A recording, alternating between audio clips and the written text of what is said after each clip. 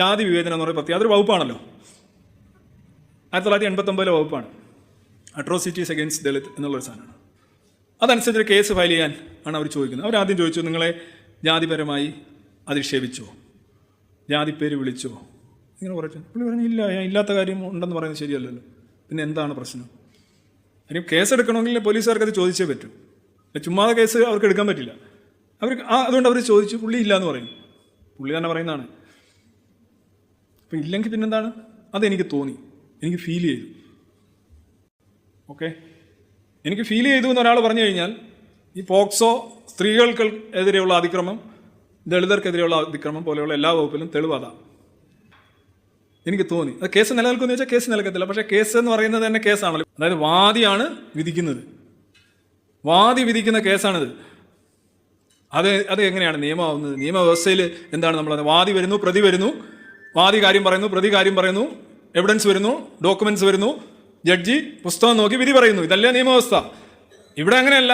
വാദി വരുന്നു, വാദി ഒരു ആരോപണം നടത്തുന്നു, ആരോപണത്തിന്റെ പേരിൽ അക്യൂസ്ഡ്, പ്രതി, പ്രതിരോധിക്കുന്ന ആൾ. അതാണ് എൻ്റെ അർത്ഥം. പ്രതി എന്ന് പറഞ്ഞു കഴിഞ്ഞാൽ മോശം ആളൊന്നുമല്ല, അയാൾ പ്രതിരോധിക്കാൻ ശ്രമിക്കുകയാണ്. അതിൽ പ്രതി, ഡിഫൻഡന്റ് എന്നാണ് എൻ്റെ പേര്. ഡിഫൻഡന്റ് എന്നാണ് കറക്റ്റും ഈ ആളുടെ പേര്. നമ്മൾ പ്രതി എന്ന് പറഞ്ഞാൽ കുറ്റവാളി എന്നാണ് പറയുന്നത്. അല്ല, അയാൾക്കെതിരെ ഉള്ള കുറ്റം പ്രതിരോധിക്കുന്ന ആളാണ്. അയാൾ ഡിഫെൻഡ് ചെയ്യാൻ ശ്രമിക്കുകയാണ്. അപ്പം ആരോപണം ഉന്നയിച്ചു കഴിഞ്ഞു, എന്താ സംഭവിക്കാം? പ്രതി ശിക്ഷിക്കപ്പെട്ടു. പ്രതി ചിലപ്പോൾ 41 ദിവസം ജയിലിൽ.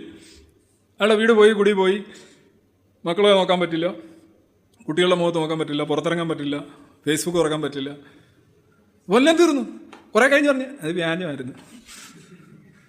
ചിലപ്പോൾ അയാൾ അതിന് മുമ്പ് തൂങ്ങിയിട്ടുണ്ടാവും, അത് വ്യാജമായിരുന്നു. അപ്പോൾ ജഡ്ജി പറഞ്ഞത്, ഞാൻ എന്ത് ചെയ്യാനാണ്? ഞാൻ ശിക്ഷിച്ചിട്ടില്ലല്ലോ. പോലീസുകാർ ചോദിക്കും, ഞങ്ങളെന്ത് ചെയ്യാനാണ്? ഞങ്ങൾ കേസെടുത്തില്ല, ഞങ്ങളുടെ പണി പോകത്തില്ലേ? നമ്മുടെ കമന്റ് തൊഴിലാളികൾ പറഞ്ഞു, ഞങ്ങളെന്ത് വിചാരിക്കും, ഞങ്ങളും എല്ലാം കൊണ്ട്. ഇങ്ങനെയുള്ള വകുപ്പുകൾ, അന്ധമായ ഡ്രാക്കോണിയൻ നിയമങ്ങൾ, അതിനെതിരെ സംസാരിക്കാനും പ്രതികരിക്കാനും തയ്യാറായേ പറ്റൂ നമ്മുടെ സമൂഹം. നമുക്ക് ഇങ്ങനെയുള്ള വകുപ്പുകൾ വെച്ച് നമ്മളൊന്നും നേടാൻ പോകുന്നില്ല. പോക്സോ കേസുകൾ വന്നു. ഞാൻ അല്പം വഴിമാറി പോകുന്നുണ്ട്, എന്നാലും പറയാതിരിക്കാൻ നിവൃത്തിയില്ല. പോക്സോ കേസുകളിൽ പല കേസുകളിലും ഈ വിവാഹമോചനം നടത്തിയതിന് ശേഷം സ്വത്തവകാശം പലരും സംരക്ഷിക്കുന്നത് ഭർത്താവിനെതിരെ ചില ആരോപണങ്ങൾ ഉന്നയിച്ചുകൊണ്ടാണ്. പ്രത്യേകിച്ച് പെൺകുട്ടികളുമായി ബന്ധപ്പെടുത്തി ആരോപണം. ഒരുപാട് കേസുകൾ. പിള്ളേരങ്ങനെ അതിന് കൂട്ട് നിൽക്കുമോ എന്ന് ചോദിച്ചു കഴിഞ്ഞാൽ ചിലപ്പോൾ നിൽക്കും. അങ്ങനെ വരുമ്പോൾ ആരോപണം ഉന്നയിക്കുന്നു. അവിടെ പറയുന്നത് മകളാണ് ഉന്നയിക്കുന്നത്. മകൾ ഉന്നയിച്ചു കഴിഞ്ഞാൽ പോയില്ല, പിന്നെ നിങ്ങൾ എന്താ ഡിഫെൻഡ് ചെയ്യുന്നത്? നിങ്ങളുടെ കൂടെയാണ് എല്ലാ തെളിവെങ്കിൽ പോലും മകൾ അങ്ങനെ ഒരു ആരോപണം ഉന്നയിച്ചു, അമ്മയും മകളും ഒരിടത്ത് നിൽക്കുകയാണെങ്കിൽ നിങ്ങൾക്ക് പിന്നെ ഒന്നും ചെയ്യാനില്ല. അങ്ങനെ ഒരു ആരോപണം വരുന്നു, ബ്ലാക്ക് മെയിൽ ചെയ്യുന്നു, പരമാവധി നേടിയെടുക്കുന്നു. പലരും കണ്ടില്ല, വീട് ഒക്കെ എഴുതി കൊടുത്തിട്ട് നടക്കുന്നതെന്ന്. എന്നിട്ട് നിങ്ങൾക്ക് എന്ത് വീട്, നിങ്ങളുടെ ഇയാളുണ്ടാക്കിയ വീടല്ലേ, എന്തിനാ എഴുതി കൊടുത്തത്? പോട്ടെ, സംഗതി ആ പോട്ടെ ഒന്നും അല്ല, ഇതാണ്. ഒരുപാട് കേസുകൾ. നല്ലൊരു ആയുധമാണിത്. ഇത് ശരിക്കും സമൂഹത്തിന് പൂർണ്ണമായും ബോധ്യപ്പെട്ട എപ്പോഴാണെന്നറിയാം? കടക്കാവൂർ ഒരു കേസ് വന്നപ്പോഴാണ്. കാരണം പോക്സോ കേസ് എന്ന് പറയുന്നത് ജെൻഡർ ന്യൂട്രലാണ്. ജെൻഡർ ന്യൂട്രൽ എന്ന് പറഞ്ഞു കഴിഞ്ഞാൽ ആണോ പെണ്ണോ എന്ന് അവിടെ നോക്കില്ല. ഇവിടെ ഭർത്താവ് ഭാര്യക്കെതിരെയാണ് കേസ് കൊടുത്തത്, മകനെ അറസ്റ്റിലായി ആ സ്ത്രീ. പിന്നെ ആ കേസ് മകനിപ്പോഴും ഉറച്ചു നിൽക്കുന്നുണ്ട്, അത് പുറത്തോട്ട് പോകുന്നുണ്ട്. പക്ഷേ ഒരു കാര്യം, ഞാൻ ആ കേസിൻ്റെ മെറിറ്റിലേക്ക് കടക്കുന്നില്ല. പക്ഷെ ആ കേസ് വന്ന ഉടനെ അവർ അറസ്റ്റിലായി. അവരൊരു പക്ഷേ ജയിലിൽ അവരുടെ ജീവിതം അവസാനിച്ചു എന്നുള്ളതാണ്. പക്ഷെ ആ നിലയിൽ നിന്നും പിന്നെ അവർക്കൊരു മെഡിക്കലോ അങ്ങനെയൊക്കെയുള്ള നടന്ന് ഈ പയ്യൻ്റെ മൊഴിയൊക്കെ തള്ളിക്കളഞ്ഞു. പക്ഷെ പയ്യനെ കൊണ്ട് വീണ്ടും, പയ്യനെ കൊണ്ടാണോ പയ്യൻ തന്നെയാണോ, സുപ്രീം കോടതിയിൽ അങ്ങനെ ലെവലിലേക്ക് പോകുന്നുണ്ട് ആ കേസ്. ഞാൻ അതുകൊണ്ട് തന്നെ മെറിറ്റിനെ കുറിച്ചൊന്നും പറയുന്നില്ല. പക്ഷെ ഒരു കാര്യം മനസ്സിലായി, തിരിച്ചും ആകാം. അപ്പോൾ ആളുകൾ ശ്രദ്ധിക്കുന്നുണ്ട്, ഇതെന്താണ് ഇങ്ങനെ നമുക്ക്, അതായത് വാദം ഉന്നയിക്കുന്ന ആൾ, കുറ്റം ആരോപിക്കുന്ന ആൾ, അയാൾ ശിക്ഷ അങ്ങ് വിധിക്കുക. പിന്നെ ഇത് കഴിഞ്ഞ് രക്ഷപ്പെട്ടിട്ട് എന്താ കാര്യം? നിങ്ങളിപ്പോൾ ഒരാളിങ്ങനെ നല്ല ദിലീപ് ഏതോ ഒരു ഇൻ്റർവ്യൂവിനൊക്കെ പോകുമ്പോൾ ഇതൊക്കെ ഇട്ടുകൊണ്ട് ഇങ്ങനെ പോകുന്നു, വൈറ്റ് ആൻഡ് വൈറ്റ്. അന്നേരം കാണാൻ നായിക ഇങ്ങോട്ട് കൊണ്ടുവന്ന് ചെറി തെറിപ്പിച്ച് ഇങ്ങനെ കൊണ്ടുപോകുന്നു. എന്നിട്ട് നായിക ഇറങ്ങി പറഞ്ഞു, അയ്യോ മോശമായി പോകുമല്ലോ, അതാണ് എന്നൊക്കെ പറഞ്ഞു. അതെന്ന് പോയിക്കോ എന്ന് പറഞ്ഞു. അയാൾ കണ്ടില്ലേ, ഏതൊരു സിനിമയിൽ ഞാൻ ഓർക്കുന്നുണ്ട്. നിങ്ങൾ മുഴുവനാക്കി നിങ്ങൾക്ക് ഇനി എന്താണ്? ഇനിയിപ്പോൾ ഇത് കഴുവാനോ ഇതൊന്നും നടക്കില്ല. ഇതാ വസ്ത്രം കഴുകിയെടുക്കാം, പക്ഷെ മറ്റേന്ത് ചെയ്യും നിങ്ങൾ? ഈ ആദ്യം വിശ്വസിച്ച 100 പേരില്ല, ഒരു 50 പേരിൽ ഒരിക്കലും തിരിച്ചതിൻ്റെ തിരുത്തെത്തത്തില്ല. പത്രങ്ങളിലെ തിരുത്തുകൾ 10% പോലും ആളുകൾ വായിക്കാറില്ല എന്നുള്ളത്.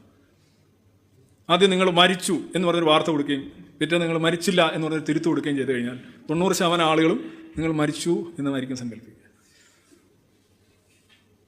ഇതാണ് വിഷയം. എനിക്ക് തോന്നിയതാണെന്ന് പറഞ്ഞു. അപ്പോൾ ഈ തോന്നിയതെന്ന് പറഞ്ഞ കേസ് എന്താ സംഭവിച്ചെന്ന് പറഞ്ഞു കഴിഞ്ഞാൽ, ഈ കേസിൻ്റെ മെയിൻ കേസിന് ബലം വരാനായിട്ട് ഈ സാധനം എടുത്തിരുന്നു. അത് പുറത്ത് മാധ്യമങ്ങളിലും മറ്റു കാര്യങ്ങളിലൊക്കെ വരുമ്പോൾ ആഹാ ജാതി വിവേചനം നടത്തി എന്നാ വെച്ചേക്കരുത്, ഇതെന്താണ് ശരിയാണോ എന്താണോ എന്നുള്ള ഒരു വിഷയമേ അല്ല. അയാൾക്ക് തോന്നി ആ കേസായി. ആ കേസ് ബലക്കണമെങ്കിൽ അത് മാത്രമേ ഉള്ളൂ. കേസ് ബലക്കലായിട്ട് ഈ സാധനം മാറുകയാണ്, വ്യാപകമായിട്ട് ഉപയോഗിക്കുന്നുണ്ട്. പോലീസ് സ്റ്റേഷൻ ചെല്ലുമ്പോൾ ഈ കേസ് കൂടെ എന്നാൽ ഇതുകൂടെ എടുത്തിട്ടു.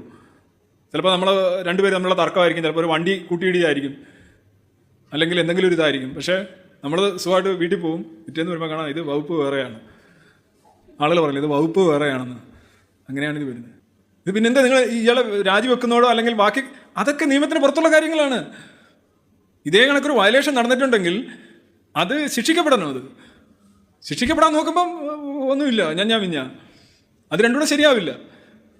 ഇങ്ങനെ നിരന്തരമായി അത് ഞാൻ ഈ 3 കേസുകളിൽ പോക്സോ, സ്ത്രീകൾക്കെതിരെയുള്ള അതിക്രമം, ഈ ദളിത് അട്രോസിറ്റീസ് ആക്ട്, ഇതിനകത്ത് 3 എണ്ണത്തിനകത്തും ദുരുപയോഗം എന്ന് പറഞ്ഞ കാര്യമില്ല. എല്ലാ നിയമങ്ങളും ദുരുപയോഗം ചെയ്യപ്പെടുന്നില്ലേ എന്നുള്ള ചോദ്യം അവിടെ അസാധുവാണ്. കാരണം ചില നിയമങ്ങളൊക്കെ ദുരുപയോഗം ചെയ്യപ്പെടും. ഉദാഹരണമായിട്ട് ഇപ്പോൾ കേസ് കൊടുക്കുന്നു. ഞങ്ങൾ ഈ വിദ്യാർത്ഥി യൂണിയനൊക്കെ കാണാറുണ്ട്. ഇപ്പോൾ ചെന്ന് ഒരു പെൺകുട്ടി എന്നൊരു പരാതി കൊടുക്കും, അത് പ്രിൻസിപ്പളിന്. ഉടനെ 3 പെൺകുട്ടികളെ കൊണ്ട് തിരിച്ച് കൗണ്ടർ കേസ് കൊടുപ്പിക്കും. അത് അങ്ങോട്ടും ഇങ്ങോട്ടും നെഗോഷിയേഷനോ അതാവും. ഇത് സ്ഥിരം നടക്കുന്ന കാര്യം. നാട്ടിലല്ല കൗണ്ടർ കേസ് കൊടുക്കുക എന്ന് പറഞ്ഞാൽ അതുകൊണ്ടൊന്നും ആരും അകത്ത് കിടക്കുന്നില്ല.